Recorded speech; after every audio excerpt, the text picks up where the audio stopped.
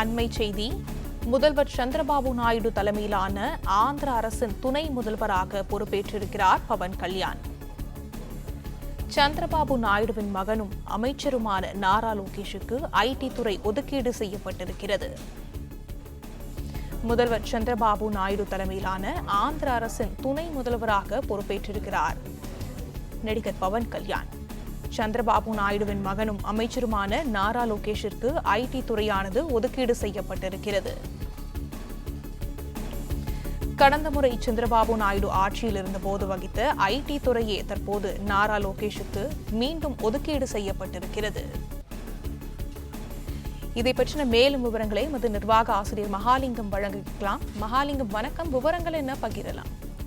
முதலமைச்சர் சந்திரபாபு நாயுடு தலைமையிலான ஆந்திர அரசின் யாராருக்கெல்லாம் எந்தெந்த துறைகள் ஒதுக்கப்பட்டிருக்கிறது என்ற பட்டியல் தற்பொழுது வெளியாகியிருக்கிறது. அதில் முதலமைச்சர் சந்திரபாபு நாயுடு அவருடைய மகன் நாரா லோகேஷ்க்கு ஐடி துறை வழங்கப்பட்டிருக்கிறது. அதே போல ஜனசேனா கட்சி தலைவர் பவன் கல்யாணுக்கு தற்பொழுது துணை முதலமைச்சர் வழங்கப்பட்டுள்ளதாக அதிகாரப்பூர்வ அறிவிப்பு தற்பொழுது வெளியிடப்பட்டிருக்கிறது. பவன் கல்யாணுக்கு துணை முதலமைச்சராக இருக்கும் பவன் கல்யாணுக்கு பஞ்சாயத்து ராஜ், ரூரல் டெவலப்மெண்ட் மற்றும் ரூரல் வாட்டர் சப்ளை உள்ளிட்ட துறையெல்லாம் அவரது கட்டுப்பாட்டிற்குள் இருக்கும் என்ற தகவலும் தற்பொழுது சொல்லப்பட்டிருக்கிறது.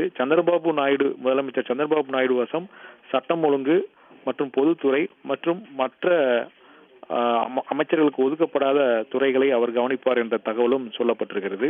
இப்படியாக மிக முக்கியமான துறைகள் எல்லாம் முதலமைச்சர் வசமும் துணை முதலமைச்சர் வசமும் இருக்கிறது. 2017ஆம் ஆண்டு சந்திரபாபு தலைமையிலான ஆட்சியின் போது ஐடி துறை அமைச்சராக அவரது மகன் நாரா லோகேஷ் இருந்தார். தற்பொழுது மீண்டும் அவருக்கு ஐடி துறை வழங்கப்பட்டிருக்கிறது.